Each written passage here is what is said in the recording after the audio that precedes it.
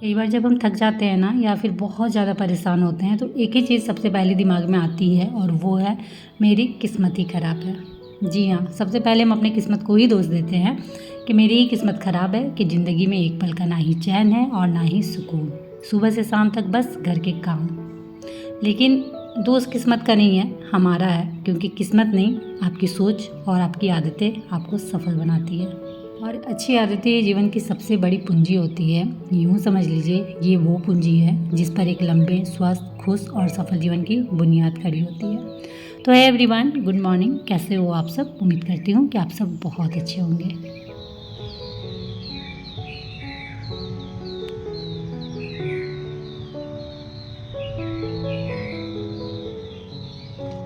तो सुबह के हो रहे हैं 5, हल्की हल्की सी रोशनी होना स्टार्ट हो गई है और इन चिड़ियों की चहचहाहट जो मेरे कानों को और मन को सुकून पहुंचा रही है।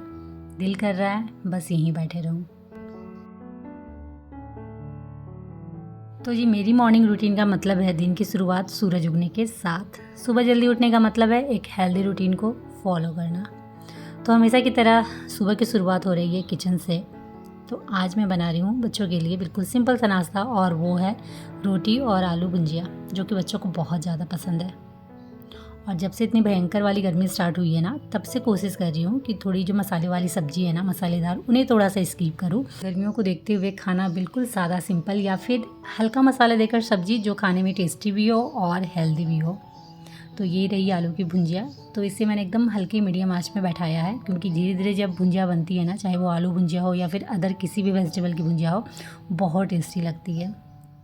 तेज़ आंच में भुंजिया तो बन जाती है बट उसका टेस्ट बिल्कुल कहीं चला सा जाता है। तो एकदम जब भी भुंजिया बना रहे हो ना, तो एकदम हल्के मीडियम आंच में धीरे धीरे बनाना बहुत ज़्यादा टेस्टी लगती है।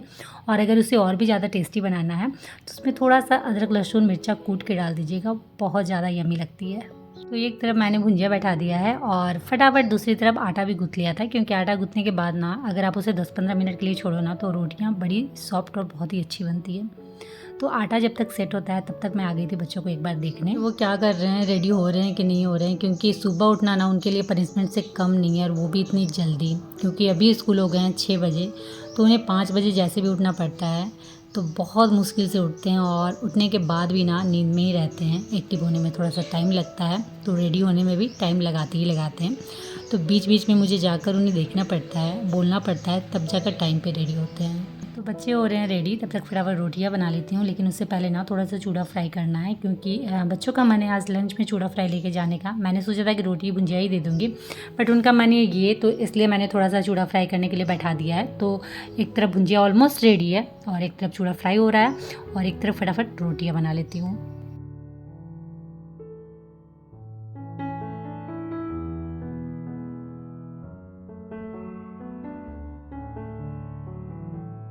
तो सुबह का नाश्ता रेडी है, बच्चों का लंच भी रेडी है, बस यहाँ फ्रूट ब्रेक की तैयारी चल रही है। मतलब फ्रूट ब्रेक के लिए फ्रूट कट कर रही हूँ और मौसम को देखते हुए ना सीजनल फ्रूट ही देना बेस्ट रहेगा। तो मैं यहाँ कट कर रही हूँ तरबूज।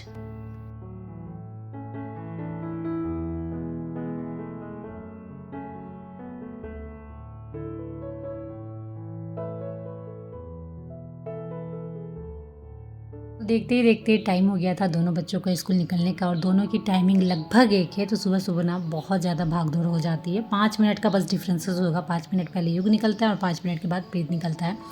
तो कितनी भी जल्दी आप उठो ना, लास्ट लास्ट में थोड़ी बहुत भाग दौड़ हो ही जाती है। तो फटाफट पहले मैं इन्हें छोड़ के आती हूँ और उसके बाद फिर आप लोगों से मिलती हूँ।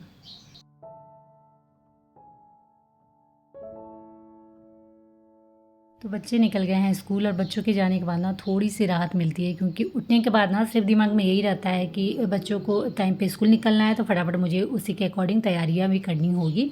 नाश्ता लंच सब रेडी करना होगा और साथ ही साथ बच्चों को भी रेडी करना होगा, उन्हें देखना होगा। तो जब तक वो स्कूल नहीं जाते ना, बस दिमाग में यही सब घूमते रहता है और अदर चीज़ दिमाग में आती भी नहीं है। और एक्स्ट्रा के टाइम हो भी ना तो भी कुछ अलग चीज़ नहीं कर सकती हूँ, क्योंकि जब तक वो अच्छे से घर से निकल नहीं जाते हैं ना, तब तक सिर्फ दिमाग में यही चलते रहता है कि टाइम पे जाना है, टाइम पे मुझे सब कुछ ख़त्म करना है। तो चलिए, बच्चे निकल के थे स्कूल और अब मुझे करनी है घर की साफ़ सफाई। लेकिन उससे पहले ना चीज़ों को थोड़ा सा समेटूंगी, क्योंकि आपको पता है कि अगर घर की क्लीनिंग एकदम परफेक्टली करनी हो ना, तो उससे पहले चीज़ों को समेट लो, उन्हें उनकी जगह पे अच्छे से व्यवस्थित करके रख दो। तो ये जो जो आप सॉक्स देख रहे हो ना, इसे मैंने पहले भी शू बॉक्स में ही रखे थे अच्छे से अरेंज करके, क्योंकि स्टोरेज की कमी हो जाती है तो इस तरीके का जुगाड़ आपको करना पड़ता है। तो जो पहले वाला शू बॉक्स था ना, वो थोड़ा सा ख़राब हो रखा है, थोड़ा सा टूट गया है, तो उसे मैं चेंज करी हूँ और दूसरा जो शू बॉक्स है उसमें इन सारे मोजों को अच्छे से फोल्ड करके डाल रही हूँ। कई बार ऐसा होता है ना कि पूरे घर को हम चमका देते हैं, लेकिन कैबिनेट के अंदर, ड्रॉअर के अंदर चीज़ें कैसी है ना, उन पर ध्यान हमारा बिल्कुल नहीं जाता है। एक बार हमने सेट कर दिया, उसके बाद तो हम जैसे उसे छोड़ ही देते हैं कि चलो सब ठीक होगा, लेकिन ऐसा होता नहीं है, क्योंकि वो चीज़ें आप डेली बेसिस पे यूज कर ही रहे हो, डेली बेसिस पे चीज़ें निकाल ही रहे हो, तो थोड़ा बहुत मेसी हो ही जाता है। तो अगर इस तरीके की जुगाड़ आप भी अपना रहे हो तो एक बार ना बीच बीच में चेक ज़रूर कर लेना कि वो सही है कि या नहीं है। अगर ऐसे जैसे मेरा शू बॉक्स फट गया था तो उसे मुझे हटाना पड़ा, वैसे अगर आपका भी हो गया है तो फटाफट उसे उसी वक्त चेंज कर दीजिए और फिर दूसरा ऑर्गेनाइजर, दूसरा स्टोरेज बॉक्स या फिर इसी तरीके का शू बॉक्स में अगेन उसे अच्छे से व्यवस्थित करके रख दीजिए। और जब हम इस तरीके की सफाई करते हैं ना, तो सबसे अच्छी चीज़ होती है ना कि जो वहाँ आलतू फालतू की चीज़ें पड़ी हुई है ना, वो बाहर आ जाती है, जो ऐसे हमें दिखती नहीं है, लेकिन जब आप साफ़ सफाई करोगे ना तो समझ में आएगा कि ये एक्स्ट्रा चीज़ें हैं जो यहाँ इनकी ज़रूरत है नहीं, बट यहाँ ये है, तो वो वहाँ से हट जाती हैं, तो आपको स्पेस काफ़ी मिल जाता है। तो मैंने अभी भी क्लीन किया ना, तो बहुत सारी चीज़ें ऐसी थी जो आलतू फालतू ही थी, वो ऐसे ही वहाँ पड़ी हुई थी, जिनका वहाँ कोई ज़रूरत नहीं है, तो वो मैंने वहाँ से हटा दिया है और थोड़ा बहुत स्पेस मिल ही गया है मुझे। और उसके बाद मुझे करनी थी अपने इस प्यारी सी डाइनिंग टेबल की सफाई और साथ ही साथ थोड़ा बहुत डेकोर भी करना था। तो मुझे ना काफ़ी पहले से डाइनिंग टेबल में ओरिजिनल फूल रखने का बहुत ज़्यादा शौक है, बट डेली बेसिस पे हम ओरिजिनल फ्लावर नहीं ला पाते हैं। तो कल मैं वॉक पे गई थी ना, तो ये कनील के फूल मुझे रास्ते के किनारे दिखे थे, तो वहाँ से मैं लेकर आ गई हूँ। डाइनिंग टेबल में मैंने इसे सजाया, बहुत खूबसूरत लग रहा है। जो डाइनिंग टेबल का एरिया है ना, सिर्फ इन फूलों की वजह से ना और भी ज़्यादा खूबसूरत हो गया था। और उसके बाद ये जो सेल्फ लगे हुए हैं डाइनिंग वाले एरिया में ही, इन्हें बीच बीच में साफ़ करना बहुत ज़रूरी होता है, क्योंकि बहुत ज़्यादा डस्ट घर के अंदर आते हैं। और नीचे वाले जो भी फर्नीचर है ना, उनकी क्लीनिंग तो डेली बेसिस पे मैं करती ही करती हूँ, जिस वजह से ना वो आपको हमेशा साफ़ और चमकते हुए नजर आएंगे। लेकिन इस तरीके के जो भी सेल्फ जितने भी घर में लगे हुए हैं ना, उनकी क्लीनिंग डस्टिंग डेली बेसिस पे नहीं हो पाती है, जिस कारण ना जो धूल है वो जमा हो जाते हैं। और एज ए डेकोर आप कुछ भी वहाँ रखोगे ना सजा के, तो उसमें भी आपको डस्ट दिखेंगे ही दिखेंगे, जो देखने में बिल्कुल अच्छे नहीं लगते हैं। इसलिए क्या करती हूँ ना, बीच बीच में रूम मैंने डिवाइड कर लिया है। जैसे आज मैंने डाइनिंग रूम के ये सेल्फ साफ़ किए, तो कल लिविंग रूम के सेल्फ साफ़ करूँगी, परसों बेडरूम के सेल्फ साफ़ करूँगी। इस तरीके से डे बाय डे सभी रूम के जो भी इस तरीके से ऊपर में सेल्फ लगे हुए हैं ना, उनकी क्लीनिंग कर लेती हूँ। जिससे क्या होता है ना, एक ही बार लोड भी नहीं पड़ता है, एक ही बार मुझे बहुत ज़्यादा मेहनत भी नहीं करनी पड़ती और बहुत ज़्यादा टाइम भी नहीं देना पड़ता है। बस एक बार हाथ घुमा देती हूँ, एक बार जो भी सोपीस है उन्हें निकाल के अच्छे से पोंछ लेती हूँ, तो जो सेल्फ है और जो सोपीस है दोनों चमक उठते हैं। तो चलिए, ये तो हो गया था। उसके बाद ये जो है क्रॉकरी यूनिट कम स्टोरेज बॉक्स, इसमें मैंने रनर डाल दिया है, क्योंकि रनर डालने के बाद ना वहाँ की खूबसूरती और भी ज़्यादा बढ़ जाती है।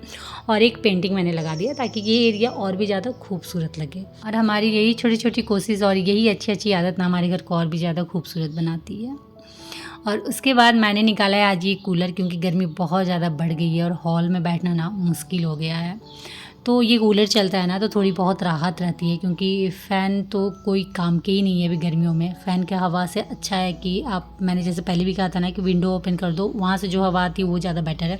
बट फ़ैन का हवा बिल्कुल कोई काम का नहीं है, बहुत ज़्यादा गर्म, और भी ज़्यादा हॉल गर्म हो जाता है। सो ये कूलर बेस्ट रहेगा, थोड़ी बहुत तो ठंडक देगा और थोड़ा बहुत तो हॉल ठंडा रहेगा, इसलिए मैंने ये कूलर निकाला है।